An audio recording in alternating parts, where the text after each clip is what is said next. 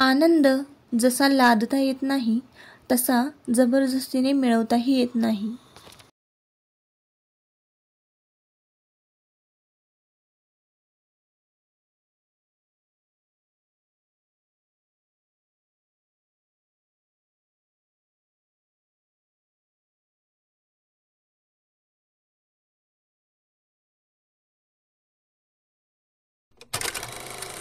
Hello, नमस्कार. मी सुप्रिया. आणखी एका नवीन ब्लॉगमध्ये आपलं मनापासून स्वागत करते.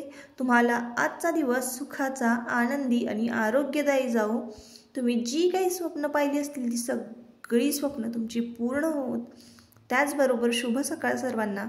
सकाळची वेळ आहे आणि आजचा वार आहे सोमवार. तर आजचा पहिला श्रावण सोमवार आहे आणि हा व्हिडिओ तुम्हाला थोडा लेट येत आहे जरा तब्येतीच्या कारणामुळे.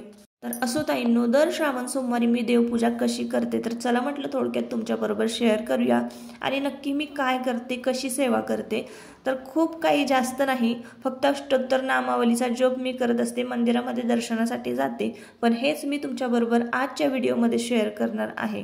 तर नेहमीप्रमाणे मी घरातली देवपूजा करून घेतलेली आहे आणि सगळ्यात आधी ना गणपती बाप्पांचं पूजन करून घेतलं. मग इतर देवांना स्नान वगैरे घातलं, गंधार्पण केलं, फुलार्पण केलं आणि इकडे बघा सगळ्यात आधी दिवा लावून घेतलेला आहे. त्यानंतर मग मी महादेवांची पूजा करायला घेतलेली आहे. छोटीशी ना पितळेची पिंड आहे माझ्याकडे आणि त्या पिंडीची मी पूजा करते. तर इथं ना साध्या पाण्याने मी अभिषेक आधी सुरुवातीला घातला होता, ओम नमः शिवाय ओम नमः शिवाय म्हणत. आणि मग त्यानंतर इथं मग परत बघा मी छोटीशी मोत्याची माळ घातलेली आहे, पांढरं फूल वाहिलेलं आहे, भस्म स्वतःच्या कपाळाला लावून घेतलेला आहे आणि मूर्ती छोटी आहे म्हणजे पिंड छोटीशी आहे त्यामुळे भस्म काही लावता येत नाही, पण तरीसुद्धा मी थोडंसं लावलेलं आहे. आणि त्यानंतर बघा इकडे माझ्याकडे गळती आहे, तर त्या गळती मी इथं ठेवून दिलेली आहे. आणि अष्टोत्तर नामावलीचा जप करत करत आपल्याला 108 बिल्वपत्र व्हायचे आहेत. तर आता पहिलं ना माझ्याकडे गळती नव्हती, आत्ता मी घेऊन आलेली आहे. तर ना आता काय करायचं, गळतीमध्ये पाणी घातलेलं आहे म्हणजे आपल्याला आता वरून पाणी वाहण्याचं म्हणजे पळीनं पाणी वाहण्याची काही गरज नाही. आधी माझ्याकडे गळती नव्हती ना तेव्हा मग मी पळीनं पाणी व्हायचे आणि मग एकीकडे मंत्रजप करायचा आणि एकीकडे बिल्वपत्र व्हायची, मग सगळा गोंधळ व्हायचा. त्यामुळं गळतीमध्ये ना गळती असेल तर गळतीमध्ये तुम्ही पाणी भरून ठेवून द्या आणि मग मंत्र बोलायचा आणि बिल्वपत्र आपल्याला व्हायची आहेत. अशा पद्धतीनं ना दर सोमवारी मी अष्टोत्तर नामावलीचं पूजन आणि अभिषेक, साध्या पाण्याचा अभिषेक करत असते.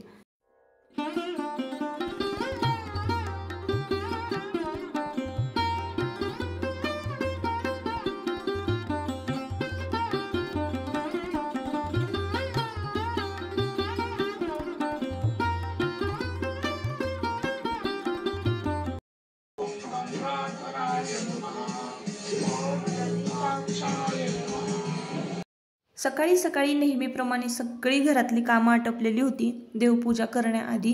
त्यानंतर घरामध्ये ना टिफिन करायचा होता आणि टिफिन केल्यानंतर लगेचच मंदिरामध्ये जायचं होतं. मी ज्या मंदिरामध्ये जाते ना त्याच मंदिरामध्ये आज मी तुम्हाला घेऊन जाणार आहे. मंदिराचं नाव आहे वाकेश्वर. तर तुम्ही जर कधी इकडे सातारा भागामध्ये आलं ना या वाकेश्वर मंदिराला नक्की भेट द्या. तर बघा इथे अष्टोत्तर नामावली झाली की लगेचच मी आरती करायला घेतलेली आहे. आरती वगैरे करून झाली की लगेच घरातला डबा वगैरे आटपायचा आणि मग लगेचच आपल्याला मंदिरामध्ये जायचं आहे. तर अशा पद्धतीनं ना मी दर सोमवारी अष्टोत्तर नामावलीची सेवा करते. काहीच मला नाही करता आलं ना तर ओम नमः शिवाय म्हणायचं आणि 108 वेळा आपल्याला बिल्वपत्र महादेवाच्या पिंडीवर व्हायचे आहेत. तुमच्या घरामध्ये छोटीशी पिंडी असेल तर नक्कीच तुम्ही आवर्जून ही सेवा करा, खूप फळदायी लाभदायी ठरते.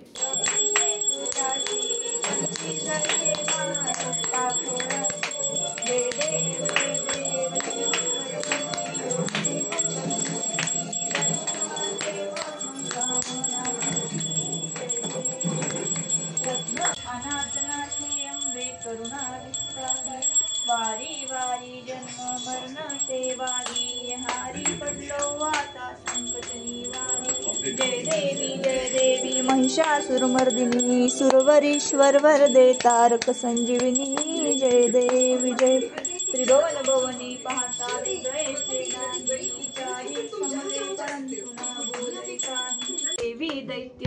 सागर मंथन पै केले, त्या मागे अवचित हळहळे उठले, ते त्वा अशूरपणे प्राशन केले, नीळकंठ नाम प्रसिद्ध झाले, जय देव जय श्री शंकरा, आरती वाळू तुझ कर्पूर गौरा, जय देव जय राम हरे राम राम राम हरे हरे, हरे कृष्ण हरे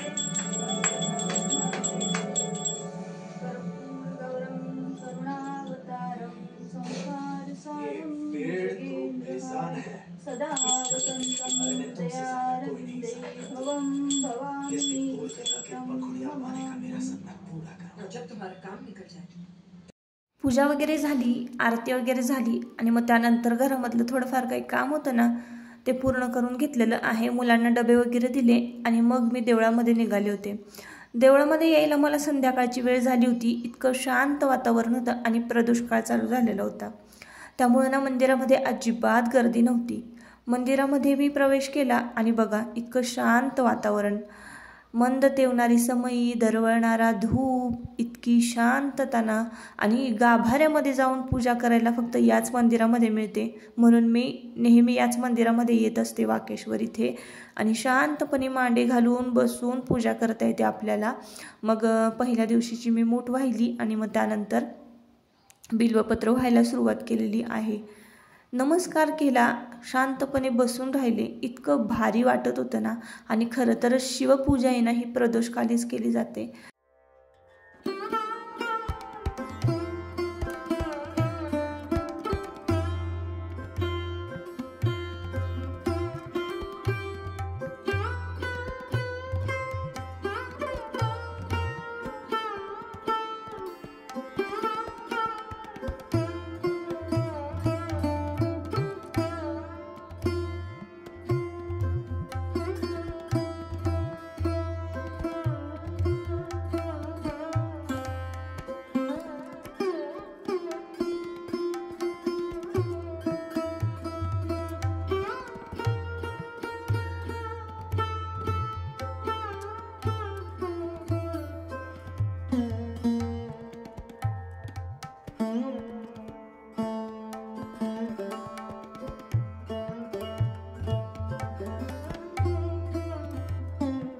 माझी पूजा झाली आणि मग तुमच्या दादांनी पूजा केली। त्यानंतर आम्ही गाभाऱ्याबाहेर आलो। गाभाऱ्याबाहेरचा परिसर मी तुम्हाला दाखवते। समोरच स्मशानभूमी आहे, मोठासा पिंपळाचा वृक्ष आहे आणि डाव्या बाजूला कृष्णा नदी आहे। नंदीचा मी तुम्हाला सभामंडप दाखवते। संपूर्ण बांधकाम जे आहे ते दगडी बांधकाम आहे आणि टोकापर्यंत बघा तुम्हाला दाखवलेलं आहे। इतकी सुंदर चित्र आणि म्हणजे कलाशैली इतकी सुंदर आहे ना, चित्रशैली खूप छान। आखीव रेखीव हत्ती, सिंह, हरिण याचं कोरीव काम केलेलं आहे मंदिराच्या दगडी बांधकामावर। आणि खांब तर तुम्ही पाहत असाल खूप कोरीव आणि रेखीव आहेत। मी तुम्हाला जवळून नाही दाखवले, पण असो, आता तुम्हाला मंदिराच्या पाठीमागचा भाग दाखवते। तर कृष्णा नदीला आता पूर आलेला आहे। ही कृष्णा नदी आहे। तर रोज सकाळी 8 वाजता श्रावणामध्ये ना काशी विश्वेश्वराची पालखी बावधनवरून इथं कृष्णा स्नानासाठी येत असते। इथून मग पालखी वाकेश्वराच्या परिसरामध्ये थांबते, तिथं आरती वगैरे होते आणि मग त्यानंतर पालखी परत पुन्हा बावधन काशी विश्वेश्वर मंदिरामध्ये नेली जाते। हे गोमुख तुम्हाला दिसत असेल तर 12ही महिने या गोमुखातलं पाणी कधीच आटत नाही आणि हे मंदिराच्या पाठीमागची बाजू आहे। तर मी असाच डिटेल्स एक व्हिडिओ सुरुवातीला केला होता, त्याची लिंक पाहिजे तर मी डिस्क्रिप्शन बॉक्समध्ये देते। त्याच्यावर मी संपूर्ण माहिती सांगितलेली आहे मंदिराची। आता मी थोडक्यात तुम्हाला माहिती दिलेली आहे। तर असं आहे हे काशी विश्वेश्वराचं मंदिर। बोला आता कसं झालं दर्शन? चांगलं झालं। सकाळी आलो असतो तर ह्याच्यावर चांगलं झालं असतं। नाही, पण सकाळी गर्दी होती ना आणि गर्दी असतीच की इथं। देवाला पण देवाची पण तब्येत बरी नाही ना। तू कुठल्या मुहूर्तात यायचं म्हणलेली? कुठल्या मुहूर्तात? 4 ते किती? प्रदोष काल म्हटलं। प्रदोषकालीन असा पण शिवपूजेचा मुहूर्त असतो, म्हणजे मुहूर्त म्हणण्यापेक्षा त्या वेळेत पूजा केली जाते। आणि इकडं बघा इतकं भारी वातावरण आहे ना, तुम्हाला निसर्ग दाखवते। आणि कृष्णा नदीला पूर आलाय ना, तर अशा समुद्राच्या लाटा कशा लाटा येत आहेत,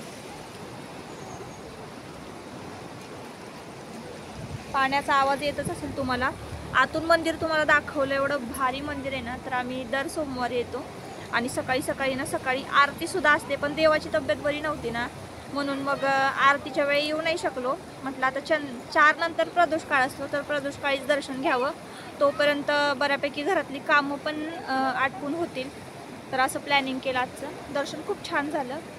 आणि दुपारच्या वेळेला कसं 4च्या टायमिंगला अजिबात गर्दी नसते, अजिबात म्हणजे कोणीच नाही इथं. थोडीफार जरा आहे गर्दी, म्हणजे 10-12 माणसं आहेत. तर असो, आता काय, उद्या आहे पंचमी, नागपंचमी. हां, तर नागपंचमीला ना वाईची यात्रा असते, तर तो पण व्हिडिओ आता तुम्हाला येईलच लवकर. तर व्हिडिओ म्हणजे ब्लॉग कंटिन्यू करा. तर थोड्या वेळ नदीकाठी बसायचं, थोडंसं फोटो व्हिडिओ शूट करायचे, कारण गर्दी पण कमी होती असं ठरवलं होतं. आणि आपण जेव्हा पण कधी बघा एखाद्या मंदिराला भेट देतो किंवा एखाद्या मंदिरात नामस्मरण करायला जातो, नमस्कार करायला जातो, प्रार्थना करायला जातो ना, तर तिथं एक दिव्य सकारात्मक ऊर्जा असते. तीच घेऊन आपण आपल्या घरापर्यंत पोहोचत असतो. ती दिव्य सकारात्मक ऊर्जा आपल्याला ना काही वर्ष नाही तर आयुष्यभरासाठी म्हणजे वेळोवेळी आपल्याला ती उपयोगी पडत असते. तर असो, आता व्हिडिओचा शेवट मी इथंच करते. परत आपण पुन्हा भेटूया नवीन एका ब्लॉगमध्ये. तोपर्यंत स्वतःची काळजी घ्या आणि मजेत राहा. व्हिडिओ जर आवडला असेल तर नक्की आपल्या चॅनलला सबस्क्राईब करा आणि व्हिडिओला एक लाईक करा. Bye bye.